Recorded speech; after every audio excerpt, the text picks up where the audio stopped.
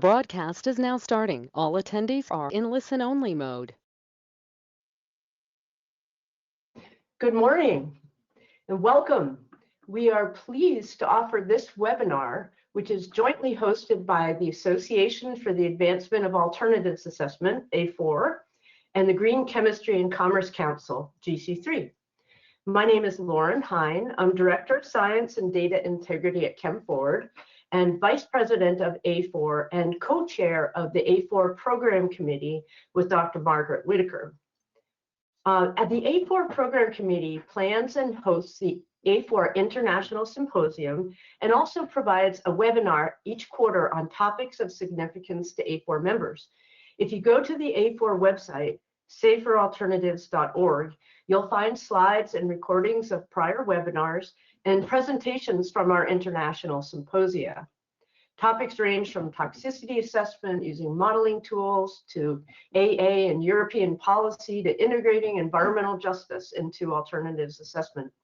Please join our mailing list if you would like to be notified of our events, and better yet, join the A4 as a member. It's a great community, and membership leads to discounts at the international symposia and allows you to engage in popular discussion groups. The next A4 International Symposium is scheduled to be in person in the fall of 2023. So prepare for a really interesting webinar today, and I'll turn the platform over to Dr. Joel Tickner, who's Executive Director of A4 and Founder and Director of GC3, to introduce today's speakers. Thanks, Joel. Good morning, and thank you so much, Lauren. And good morning from both the A4 and the Green Chemistry and Commerce Council. For those of you who are not familiar with the GC3 is a network of over 100 organizations, businesses and other organizations across the value chain, across sectors, focused on driving innovation and scale and commercialization of green chemistry solutions. We're doing this webinar today with the A4 to really bring forward some of the background on the case, the business case for investment and sourcing of chemical products that are safer and more sustainable. Starting in 2000, well, actually dating back to early 2000s, there's been a number of studies, including one by Pike Research, one by UMass Amherst, the Political Economy Research Institute, and then in 2015 by the Green Chemistry and Commerce Council, trying to create and look at the data to create a stronger business case for investment in green chemistry. The GC3 wanted to have a stronger data set to advocate for investment, advocate for policy on incentives in green chemistry, and to support GC3 businesses that are leaders in both manufacturing and adopting green chemistry solutions. So we engaged with a set of experts in the field who had been working on making the strong case for investment in green and sustainable chemistry over a number of years. And we brought together a fantastic team of researchers, including researchers at the University of Massachusetts at Lowell. So this is a joint project of the Green Chemistry and Commerce Council, the Sustainable Chemistry Catalyst at UMass Lowell, and researchers at NC State, NYU Stern Center for Sustainable Business, and the Syracuse University Maxwell School of Citizenship and Public Affairs. We have three of the authors of the report that we'll be talking about today. Dr. Jay Golden, who is the Pontarelli Professor of Environmental Sustainability and Finance at Syracuse University's Maxwell School of Citizenship and Public Affairs. Randy Kronthal-Sacco, who is a Senior Scholar of Marketing and Corporate Outreach at the NYU Stern School Center for Sustainable Business, who was also a Senior Executive at Johnson & Johnson for most of her career. And Robert Hanfield, who's the Executive Director of Supply Chain Research Cooperative at NC State's Poole School of College of Management. We're going to have each speaker speak for about 8 minutes, and then we're going to have group discussion, and then we're going to have question and answer from all of you. If you do have a question during the presentations, please use the question and answer box on your screen. Due to the number of participants on the webinar, all lines will be muted. You have that question and answer box on your screen. and we will answer those at the end of the panel discussion. The webinar is being recorded and will be posted on both the A4 and the GC3's websites. So with that, let me introduce Jay Golden, and Jay was one of the primary authors of the report, and thank you so much for being here today, Jay. So you can take it from here. You're welcome. Hello from Syracuse University in Syracuse, New York, where it's a balmy 40 degrees today, so I'm soaking it up. First of all, I really am appreciative of both A4 and GC3 for hosting this webinar. It's really comes at a critical juncture, what I would say a very exciting time to be in this sphere. And I also obviously want to thank Joel, his leadership, and that of GC3 for actually commissioning the report, and my colleagues who helped work together as a team on it. I think we were able to find and identify really what a lot of the drivers are and the business case. The report is shown on the left, and I encourage you to access the report, read through it, and reach out to any of the research team with any follow-up questions. So I'm going to give a little bit of an overview of the report slightly, and then also we're just, as I come back to, we're at a critical time, what I call a dynamic time, and hence that's the name of my research lab here at Syracuse, the Dynamic Sustainability Lab, because we are seeing unprecedented fast-paced transition that is going to be heavily dependent on green chemistry. So let me just kind of switch the slide, see if it will. Here we go, maybe. All right. So 5 insights from our study. These are some of the 5 largest takeaways from the research. And again, I encourage you to go to the GC3 site and pull up the report. As Randy is going to be talking about in greater detail, green chemistry marketed products really significantly outperform their conventional counterparts in the consumer markets. It's really exciting findings and things that can be translated to institutional buyers to understand the market pull. Consumers and institutional buyers are driving demand, and I'm going to go into that just a little bit more, some really recent transitions. Government policies are running parallel, and investor expectations, in part driven by ESG, are really fueling the growth for the green chemistry sector, and it's only going to get stronger.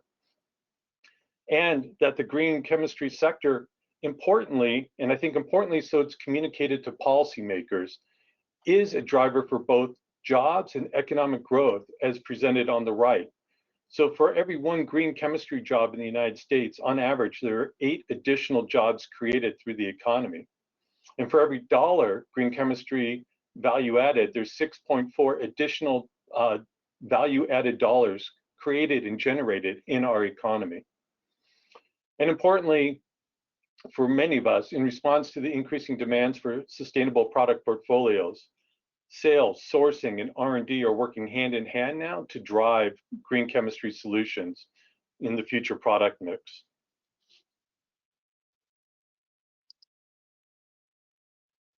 So what's happening? Well, if we go back to Anastas and Warner in the 90s, and green chemistry, it's as important today as it ever has been. Great ideas don't die. And you see that we continue with OFRs, BPA, PFAS. There's a lot of focus around the globe in regards to having safer chemicals in the marketplace.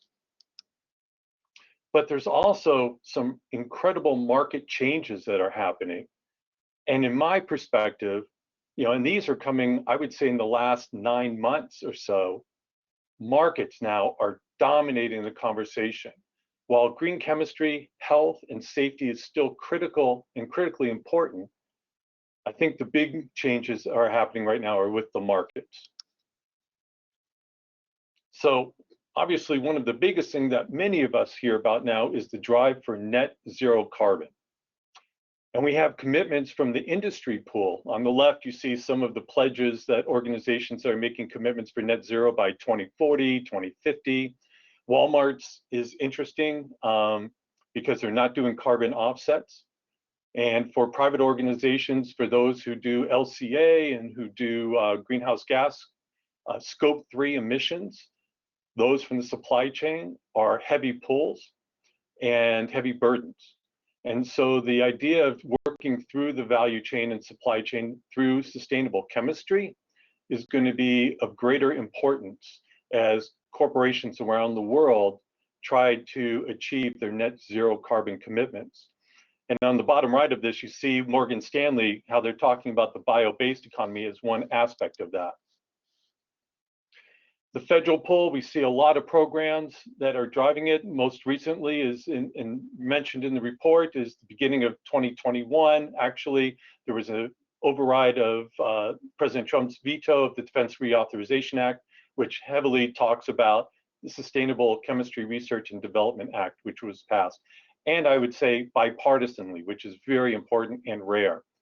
There are a lot of investments and more on the way by the Biden administration that are really going to help drive towards net zero carbon and especially have impacts for safer and more sustainable chemistry. The 45Q CCS or carbon capture and sequestration is going to be playing an important part in the sustainable chemistry moving forward.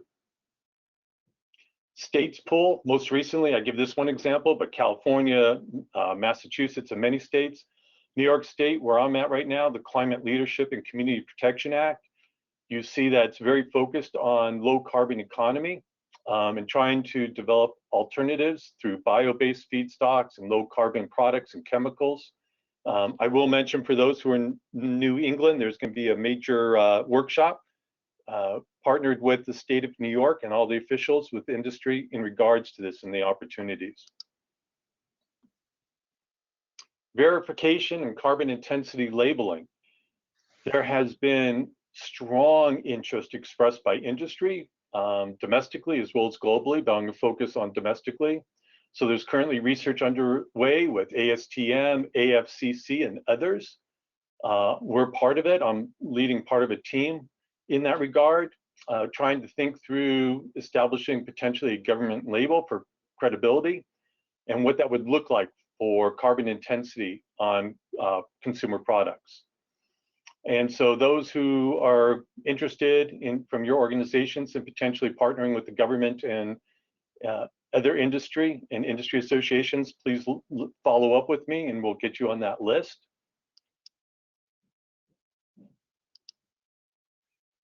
And I'll stop there. And I appreciate very much for having the opportunity, Joel. Great, thank you so much, Jay, and we'll come back to you in a little bit. Randy, thank you so much, and your research is, well, you'll be talking about that research, which I think tells a really important story about the benefits of investment in green chemistry. Yes, and thank you, Joel. Thank you, Lauren, for hosting this very important webinar. And hello from New York, from NYU Business School. I am focused on the intersection of consumer brands and consumer purchasing behavior as it relates to sustainability. This particular data focuses on green chemistry to answer the following question, which is how are green chemistry products faring versus conventional formulations in the US?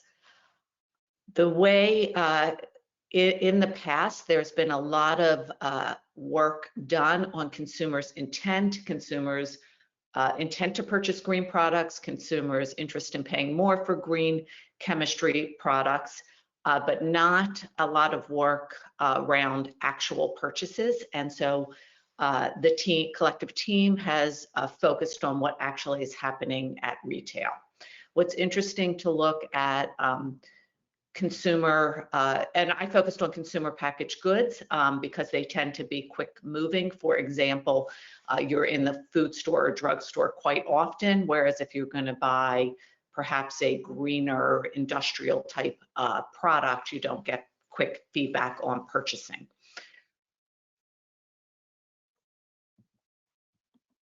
And I have lost, there we go. So the way we answered the question is we utilized a database called IRI. For those of you who don't know what IRI is, it's a very large database that collects all scanned items. So anytime you scan an item with your UPC at any food store, drugstore, mass merchandiser like Walmart or Target, dollar store, convenience store, etc., they collect the data, and we were able to analyze that data, what actually is happening. We coded all the products as either making a sustainable claim or not. Such sustainable claims included EPA safer choice, plant-based, no phthalates on some of the skincare products, etc., or no claims on the pack. So it was binary. You either were making a sustainable claim or you were not. We examined 10 categories. You will see them listed under the third bullet point, from auto wax to dish detergent to floor cleaners, household cleaners, laundry detergents, etc. And we looked at the performance, what actually happened in retail with purchases from January 2015 to December 2020. Again, this focus was in the US. And what we found is across all 10 categories that we studied, green chemistry marketed products accounted for 14.3% share, up from 10.1% in 2015. I'm going to stop at 2019 and then talk about what happened in the pandemic. So this is up to 2019, we saw a 4-point increase. But what was incredibly encouraging is that 14.3% share actually delivered over 60% of the growth in 60% of the growth between 2015 to 2019. So typically you would see the share of market be very similar to the share of growth, but in fact, the sustainably marketed products delivered over 4 times the growth of than over conventional. So sustainable marketed products was 14.3 and translated to about over 60% of the growth, really stunning growth. And this has taken quite a bit of note in media and in industry, because everyone needs to deliver growth for their shareholders. So the fact that 14.3 delivered such a significant part of the growth was of great interest. In addition, during that same time, green chemistry products grew 12.6 times faster than their conventional counterpart and 5.4 times faster than the market as a whole. And what you saw is that virtually every category saw growth, with one exception, which is paving and de-icing, where sustainably marketed products outperformed their respective categories. Auto wax and paving and de-icing had some weird anomalies with some supply issues over that time. And then during the pandemic, it was interesting because we had a lot of people saying that opining that sustainably marketed products would not, or green chemistry marketed products would not be as important during the pandemic. People would be going for the chemical products, but in fact, green chemistry marketed products during the pandemic continued to grow. And when we excluded categories, because I've had this question, well, there were a lot of out of stocks during the pandemic, but in fact, when we excluded the categories where there were out of stocks, you still saw significant growth of green chemistry marketed products. And what you see here is that the top sustainable messages did change by category. Obviously, top sustainable green chemistry marketed claims on skincare, such as no phthalates, no phosphates, no sulfates, are going to be quite different than perhaps the claims that are going to be made on chemical products.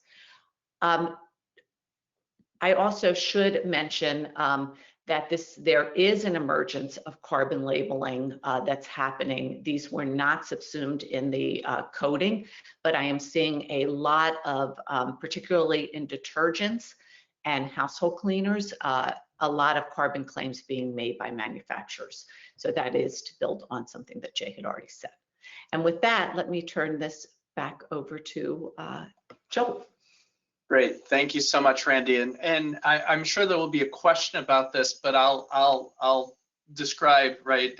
We broadly in the report use the term green chemistry marketed products. So those would be products that carry a certification that would allude to green chemistry or a claim. And the reason to use claims was the fact that it provides a demonstration of purchasing interest, right? That people want those more sustainable products. So it's very hard to define a green chemistry product because there's few labels, for example, EPA Safer Choice, that would give you some kind of certification. So just for those in the audience, it's difficult to define the category. So we considered it relatively broadly, and spent a lot of time doing that.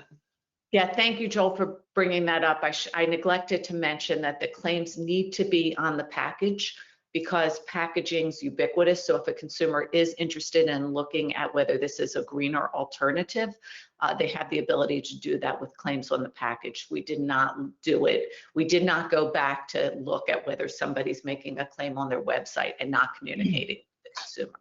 So it is just was coded based on claims made on the package. Great, thanks. And Rob, welcome. Hi, it's a pleasure to be here today. Thanks for inviting me to join this group of distinguished scholars. So, you know, as part of this, we also wanted to sort of stress test some of our empirical findings with, you know, some additional insights through case studies, through discussions with different people in the industry. And, you know, we began, as I mentioned earlier, by using a economic impact model using the IMPLAN economic modeling tool. And basically what economic modeling is, it looks at the direct effects of new jobs in a particular sector, and then it also looks at all of the indirect effects and the multiplier effects that occur throughout the industry and in other related industries. So the example that's always used, if there's a manufacturing job in one place, there's probably you know, a restaurant that opens next door that creates other jobs. So there's a sort of a multiplier effect that gives us a indirect and induced or total impact effect of this industry. What we are seeing is the green chemistry industry is growing. It's still small, but it's definitely growing. It's, as Randy indicated, it's growing faster than almost every other consumer sector, except for maybe you know, wipes during the pandemic. But we are seeing you know, a lot of significant growth in this area, and we're continuing to see you know, this factor of every single green chemistry job creates 8 additional jobs, which is quite remarkable when you think about it. We also saw an economic impact where every dollar of chemistry value added being a definition, that economic definition, which includes, you know, manufacturing value added as well as location distribution value added. So for every dollar value added by that green chemistry industry, based on our modeling, an average of $6.40 of value added was created throughout the broader economy. So this is a very exciting finding. It's one that you know, I know the USDA is very interested in, because obviously as part of the Farm Bill, they want to make sure that the programs they're operating have a sustainable economic impact. And in fact, the data is pretty clear that it does. We were also surprised by the volume of people employed. 4.6 million people employed in the U.S. bio-based products industry in 2017, which leads to about $470 billion of value-added contribution. And the jobs multiplier in this case means for every bio-based products industry job, there was an additional 1.79 jobs supported in the U.S. So quite a really a big impact going on there as well. Again, we looked at some of the major industries and which ones had the biggest impact of the green chemistry sector. And in general, I think we saw that certain ones certainly came out in front. Auto wax and floor cleaners were big. And so in this case, for every $1 million of sales, the auto wax and floor cleaner categories create the highest value added in employment, with $1.367 million of total value added per $1 million of sales and an employment of 8.9. So for every $1 million spent on auto wax and floor cleaners, about 8.9 jobs are created in the broader US economy. Soaps and detergents have the lowest value added. They're probably highly more automated, but they're still relatively high compared to many other industries. So we're seeing growth in all of these sectors, and as Randy said, they're seeing growth in the at the retail shelf as well. We also conducted a series of case studies with a group of companies, and within each of these companies, we found there was really a positive bias towards creating and using these green chemicals. And very often there was a different perspective on each one. For instance, at Apple, they are very much influencing and driving increased growth of green chemistry, not just within their own industry, but also within their entire supply chain. So they are making changes to their component chemistries and working with their suppliers and actively rewarding suppliers that are finding greener alternatives.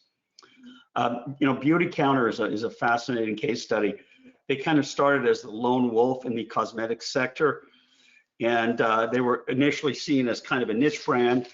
Well, that was until Carlyle Group came along and valued them at more than $1 billion.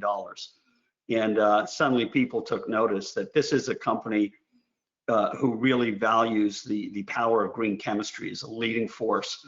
And all of their products are striving to eliminate any harmful chemicals throughout their portfolio. Cargill has been around for a while. Cargill is a major player in the agribusiness commodities business, and they've always committed to a carbonless future. But when I spoke to them, it really came out what their commitment was at a C-suite level, not just at a functional level or some office that does this. It's something that they take very seriously. Green chemicals are still a small portion of their portfolio, but they envision a future where it will become a dominant segment. So again, a lot of growth in areas like construction and building materials, adhesives, road constructions, binders, and wood products. So a lot of really interesting applications there. Checker Spot is a neat little company in Utah. They actually produce skis. So I love this company. I'm a skier. I went skiing in Deer Valley, Utah this winter with my daughter.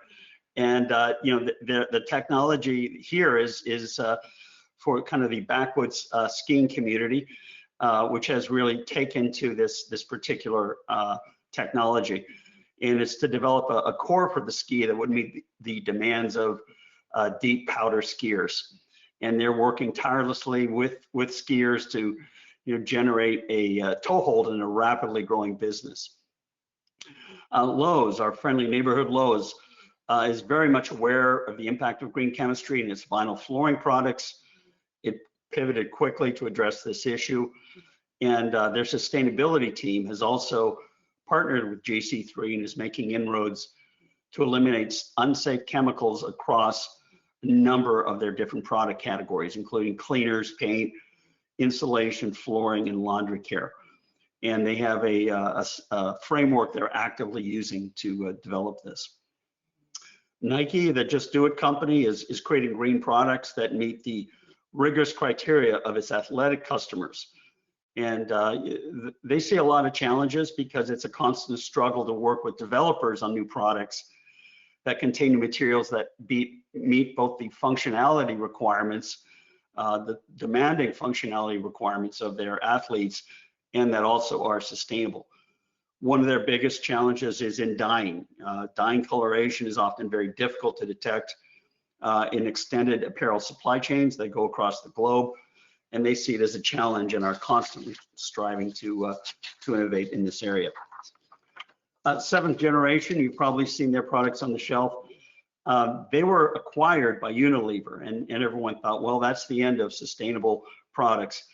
But in an interesting twist, the seventh generation C-suite is actually influencing the C-suite at Unilever that is now also committing to a full green portfolio across their assets. Trillium Asset Management, ESG investing is no longer a niche. As we're seeing, there's increasing science-based requirements, especially around scope 3 emissions in the supply chain. And companies like Trillium is recognized that for financial outcomes, the growth is going to be coming from companies that are reducing their scope 3 GHG emissions, and they're being recognized in the marketplace. And finally, VF Corporation, you may know VF as North Face, JanSport, Vans.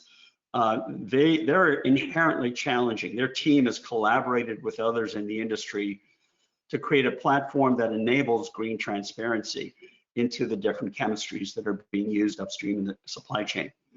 So this is really helpful when designers are looking at alternative chemistries, alternative products to be able to do this. So some really interesting case studies. I encourage you to download the report and read it, and you can learn how different companies are making these changes. At this point, I guess we'd like to pivot a little bit and open it up to some questions from the audience.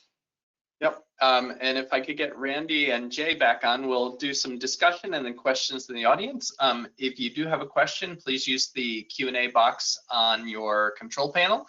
Also, there is a link to the full report and other GC3 reports in the chat box that on your control panel. So let me start.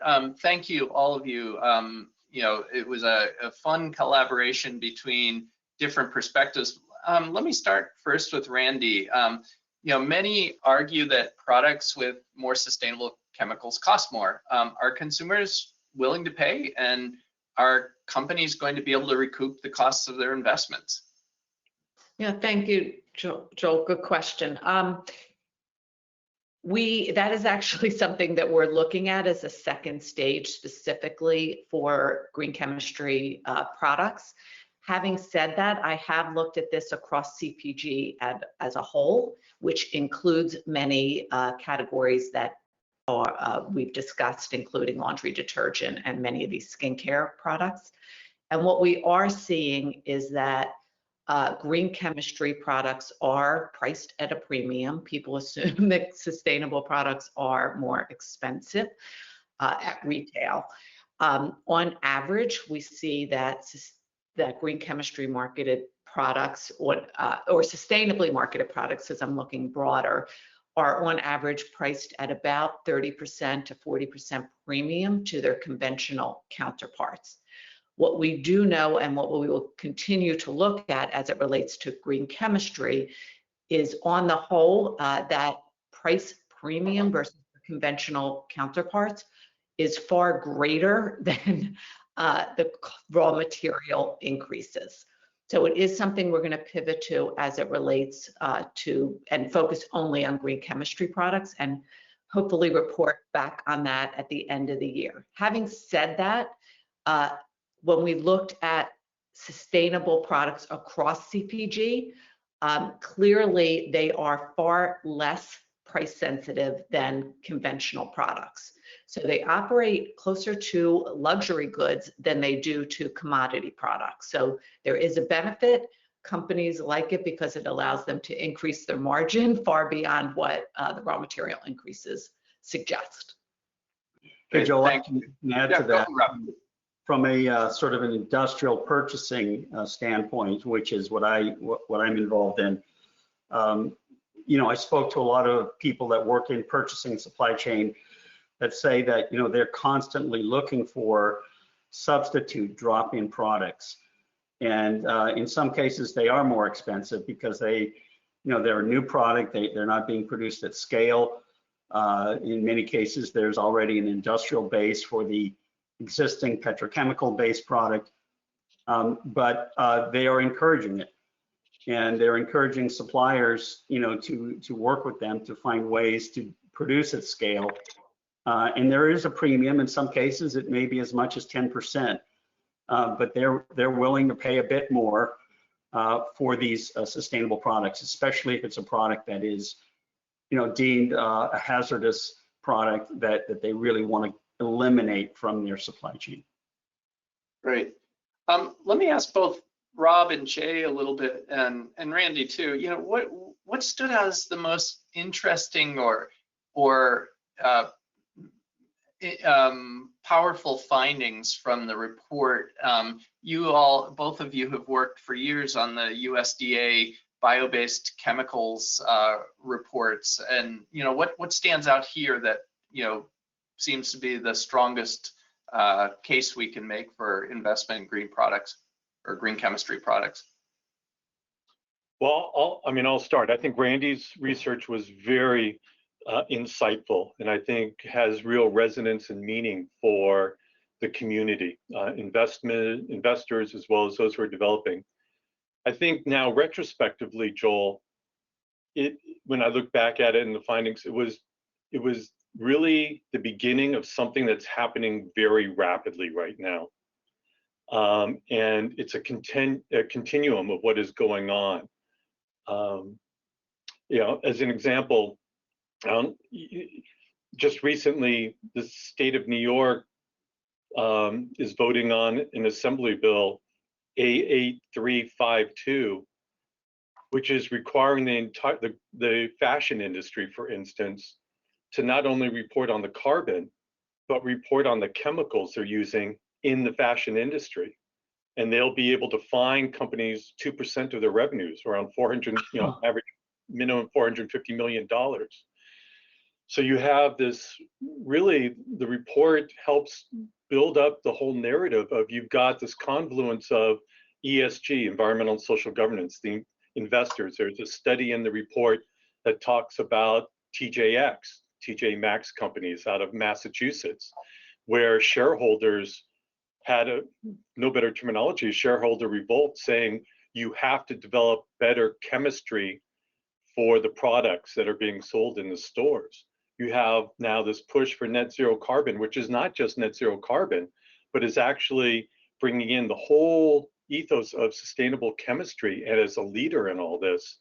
And you have the acknowledgement now of a growing acknowledgement by firms and consumers that we not only want it safer for the environment, we continue to want it safer for our families and ourselves. And the pressures are all just there right now with policies and incentives, financial and government, that's really propelling this at an unprecedented pace. Okay. What about you, Rob? What stood out as most powerful as a business professor? Well, I was really, just really amazed by talking to the people in these organizations and what they're doing.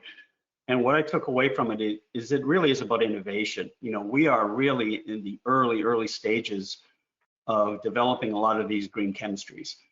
And these problems are not solved. They're difficult problems from a technical point of view. There's opportunities for this, and there's always the, as we mentioned earlier, the challenge of cost and the challenge of functionality. And unless it can, manage the cost, and you can manage the functionality and be at least at par with hazardous chemicals that are out there, they're not going to work.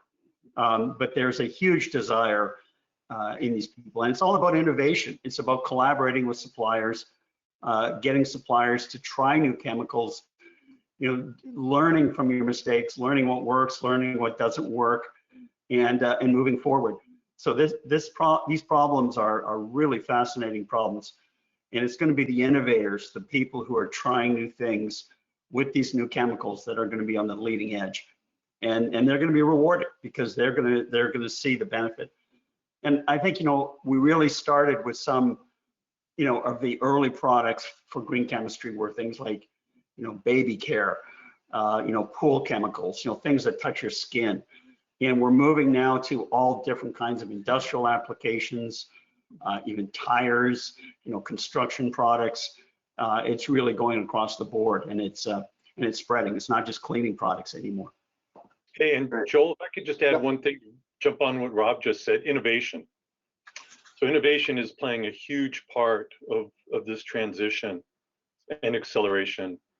And I think within the report, we saw that, in our interviews and quant data from R&D by the federal government agencies. And I think we're going to even see, and we are seeing right now, actually, RFPs coming out by government agencies supporting innovation within this sphere. And then you also have at the same time, USDA under their 9003 loan guarantee program, rethinking, recasting, and you have DOE with their Title 17 LPO, which is another loan guarantee. And you have during the research, the passing of the sustainable chemistry development R&D, really. And so you have companies looking for this, you have innovators, as Rob talks about this, and now you have funding and new models to help stimulate that in the US. And I think it's just a really exciting time. Great. Let me ask one more question before we go to audience questions, and there'll be a quick question. So one of the barriers we saw as we went through this is access to data, right? We used a mixed methods approach to pull together all of this data from case studies, economic analysis, point of sales, and one of a simple measure like growth of green chemicals production is nearly impossible to measure. For example, we took data from chemicals manufactured in the EPA skill that have the EPA safer chemical ingredients certification, which is an indicator of a safer chemical. And the data are so weak to be able to demonstrate any growth at the actual chemical level of green chemistry solutions. What do you see as the biggest, what data gaps do we need to fill to make a stronger case here for investment in green chemistry? So the US, during the last Farm Bill, Congress required the Department of Commerce to create NAAQS codes specific to this, North American Industry Classification System. USDA, Department of Energy, others really need it for just exactly what you're talking about, Joel. So we could actually track specific movements in the economy for sustainable chemistry and bio-based chemistry. It's used not only for economic analyses, but for like an engineer like me, environmental life cycle assessment modeling. For whatever reason, Commerce decided not to do that. Even though letters were written by industry and other government agencies. And so the pressure continues to be on. I think Rob would definitely agree with me that that is one of the biggest issues that we have, and Randy, that we need the government to assign specific NAAQS codes to these different chemistries so we can actually better track with a greater confidence the movement. Yeah, I would agree with that. I think the NAICS codes are really critical to being able to measure the impact of this sector. Investors are looking for growth, and I think Randy's work shows that there's definitely room for growth in these particular chemical areas. But the challenge is always cost. The people I talk to say that's always the issue. Is it cost competitive? And it's sort of a chicken and egg situation, because until we can build up, the infrastructure and the industrial base that supports, being able to produce in larger volumes, some of these bio-based chemicals and green chemicals, they are going to be higher cost. But as those volumes start to increase, and certainly the government can play a role in helping to support that, and putting those requirements in their government contracts that will help feed that market and increase those volumes. I think over time we'll see it become a very attractive sector, and it already is for companies like Trillium that are completely on board with investment in this sector. Randy, what are your thoughts? Yeah, For me, as we look at the consumer business, getting back to your first question, one of the reasons that I think it's the share of green chemistry products is under 15%, albeit growing significantly and contributing significantly to growth, is a reluctance of the manufacturers to make wholesale changes to their big legacy products. And so what they're doing is launching line extensions and not necessarily changing their core business. What I have done as part of this effort is take a look at whether there are case examples, and I'm not able to share the names, but there have been several large companies who did replace their product and moved to more bio-based ingredients and starting to make USDA bio-based claims. And there was a significant uptick on several of these companies that have made the wholesale change. So I would say there shouldn't be as much hesitancy, and they should be introducing more sustainable ingredient line for the consumer. I also think to your second question, when we were discussing what government can do, there certainly have been a significant impact and positive change in the skincare categories, including soap, hair care, body washes, and lotions, with the threat of regulation by Senator Feinstein. And with concerns around significant regulation happening, the industry got together to agree to take phthalates, phosphates, sulfates out of their products. And there's been a significant uptick of offerings, not just as line extension, but as core reformulations. Great, thank you. Let's jump into questions now. We have about 13 minutes left. So I'm going to start with Randy. I'm going to give you a multi-part question because there's several overlapping questions. The first relates to the green claims, and I think we tried to answer that is, are these verified? There's a lot of greenwashing out there. Did we actually verify the claims in the report? The second relates to online, right? Did we include online sales? And is there a change in consumer behavior now with online sales because a lot of the sustainable brands are only online, and would those get picked up with this type of research? So, couple layer question. Yes, in terms of in answer to the first question, we did not go back and verify that that manufacturers who are making claims on their package actually are not misleading the consumer. Having said, so we did not do that. Having said that, most of the claims that were being made were third-party certification. So there was an outside group verifying the veracity of the claim. I also will tell you, as someone who has been in industry for years, that it is very expensive to put a false claim on the pack because your competitors will end up suing you. And if a judgment comes against you, it could be significant, and you will not only have to dispose of your packaging material that's sitting in your plant, but the judgment could be as significant as pulling all the products off all your finished goods products off the shelf and through your supply chain, including what's sitting in the warehouse. So the judgments can be significant, and most large companies have claim substantiation committees along with legal to ensure that the claims you're making, particularly on pack, which was how we identified it, are true because the judgments could be so significant.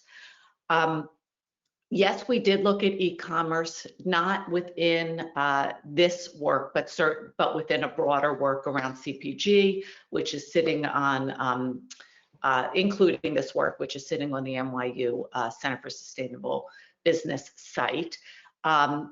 E-commerce definitely sees higher shares of sustainable and green chemistry marketed products. As you would imagine, there's a few reasons. One, there's greater transparency, so greater ability to talk about the goodness of your product online. Two, the sustainable purchaser tends to be more similar to an e-commerce purchaser. And three, you have companies like Amazon who are making wholesale changes on their site to communicate the better for the world products with their recently launched Amazon Climate Pledge Friendly certification, and they intend to help to drive conscious consumerism. So it's a new thing that's just happening with Amazon. I've spoken to them many times. They have very lofty goals to change, to catalyze and consumers' interest and drive additional purchases for green chemistry products. Great, thank you. Everyone wrote that great presentations in short time. I'm just going to answer a couple of the quick ones. Packaging formulations weren't included in the right, correct? And logos such as Eco Logo and Green Seal were included. One point in the analysis that you can read in the report is there is a sub-analysis looking at EPA's Safer Choice, and EPA's Safer Choice did show similar growth, compared to incumbents in the same product category. So it really does present a differentiator in the marketplace. So here's another question. That additional price margin that you spoke about, Randy, and then Rob, you said purchasers will pay it. It poses two problems. Actually, one of our participants who ran an institutional state purchasing program for sustainable products said that's a price margin that we will not be able to price increase. We can't cover, right? We're going to have to really dig into this. But a second question comes up is, how does this affect environmental justice, right? If marginalized communities can't even afford these products, what do we do about that? And so I guess if all three of you might be able to respond to those two questions. I can take a shot at it first. I think the cost difference, that delta, is something that they'll have to work on. And there's also in some cases people are looking at it and saying, is there a consumer base that's willing to pay for a higher product? So looking at the the additional revenue associated with that cost increase may be something that's we're looking at now. And organizations are at a high level saying, look, we have ESG, we have our share price is contingent on science-based targets. We have to find ways to meet these targets. We know it's going to be an investment in the future, but it's going to require some policies that start making these decisions at a product level, at a component level, at a chemistry level. And I think it also requires, like I said, it's innovation, and cost is part of one of the inputs. Target cost is one of the inputs that goes into new product development. It's something that the Japanese have done for centuries. And we have to be looking at cost as an important attribute of green chemistry going forward. And we've got to find ways to produce these chemicals in more efficient ways that can utilize perhaps different methods or different formulations and different raw materials that can produce improved outcomes. So it's a challenge out there, and I think it's an innovation challenge that people will be looking at. I believe we'll be looking at strongly in the next few couple of years at least. Jay, do you want to weigh in on the environmental justice questions? Yeah, you saw me just grappling with that, right? I don't have an elegant answer to that. It's the whole, it's kind of equity and environmental justice on this. Rob talks elegantly about trying to drive down the price. Randy also shows that consumers are willing to pay more, and then you've got the conundrum of those who can't afford to pay more. I don't have an elegant solution. I'm scratching my head and making notes like, Joel just asked a great follow-up research question that I need to dive into. So what I'll be doing for the next few months. Great, thank you. And let me just add that there was a response on the Amazon climate pledge from Mike Shade from Mind the Store, who said that Amazon is expanding that to include third-party standards relating to safer chemicals, including Safer Choice, Made Safe, and EWG verified, which is great news. So let me go back to the broader economic analysis for our last question. There were a couple of questions of whether the growth in green chemistry jobs is really related to green chemistry or chemistry in general, right, as a multiplier, and how that compares with job growth in other sectors such as renewable energy. The growth of renewable energy, given in the United States specifically, has been on a much more rapid trajectory, especially how you define it. When you think of the transition to EVs and all the supply chains that are required, if you group that as part of renewable energy, plus the rapid expansion of offshore wind leases and our 30 gig pledge, the renewable energy is going to be at a much higher rate than sustainable chemistry. Chemistry is going to still continue to be one of the leading sectors of the economy, has been shown, especially when you think about some safer bio-based plastics is another major driver. Great. Yeah, Rob, what is it, are there comparators, right? Are those growth indicators similar for just conventional chemistry versus green chemistry, that investment in chemistry leads to an increase in jobs versus specifically in green chemistry? Well, yes. I mean, I think, I think investment in chemistry also leads to jobs. I mean, there's no question. The chemistry infrastructure, though, is pretty well established. A lot of the big chemistry plants around the country are pretty well entrenched. One of the things we've seen, which I think is also getting people to think differently about green chemistry, is these disruptions that occurred because of the Texas freeze, and a lot of the big petrochemical plants were shut down during that time period. That has resulted in major shortages of resins, PVC, nitrogen, a number of sort of traditional petrochemical produced chemistries. And people are saying, look, maybe we need to reduce our dependence on petrochemicals, especially with an infrastructure that's all located in a target hurricane zone, in which is shut down through this freeze. So I think there's other reasons for this, and I think that's why it's growing. A lot of green chemistry facilities are not yet at scale, but even the big players, the DuPonts, the Dows, they're looking at green chemistry as an area where they're starting to invest. Eastman is also doing the same thing. So we're seeing some movement from even the majors starting to move towards investment in some of these chemistries. Yeah, and Joel, I'll just come back real quick. One thing that Rob said, and I think I mentioned earlier, is the EV transition. And so, since the completion of our report, you've had states and every major automotive manufacturer moving from internal combustion, pledges from internal combustion engines to electrification.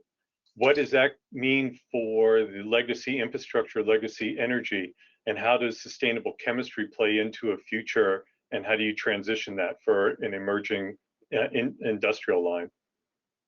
Great, thank you. And I'll add in just one quick thing. In some of the sub-analyses looking at job growth and the multipliers, we looked at those specific product categories that had the greatest growth of green chemistry product sales. And in those, you could see also the greatest job multipliers too, which is a good sign that, in those products where we're seeing growth of sales of products with green chemistry claims, you're seeing growth multipliers as well. So stay tuned. There's a lot more data to be filled in, and I think we'll be increasingly making a stronger case. So with that, I want to thank our panel and thank our co-host, Lauren Hein, and the Association for the Advancement of Alternatives Assessment. Just to remind you, if you're interested in the content on this, next week is the Green Chemistry and Commerce Council's virtual roundtable. We have 3 days of excellent panels, one on green chemistry and sustainable chemistry across the federal government, one on investing, ESG investment in green and sustainable chemistry, and one looking at the nexus between molecular recycling and green chemistry. So we hope you can join us next week. Excellent panels, and we'll be asking you as well to come join the A4. It's a great community of scientists, engineers, policy analysts, really working to drive the field of alternatives assessment and informed chemical substitution. So please do join us and ask questions. And Lauren, I'll let you have the last word.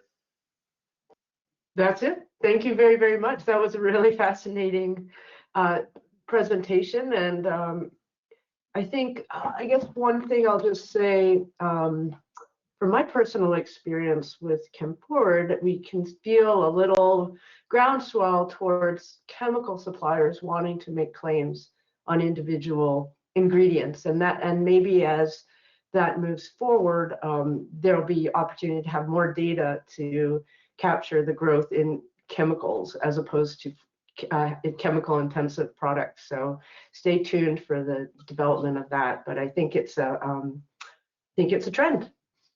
Thank you. Great work. Really, really interesting. And the case studies are fascinating too. Thank you. Thank you everyone for joining today, and have a great afternoon. Thanks, Joel. Thank you. Everyone. Thank you. Bye.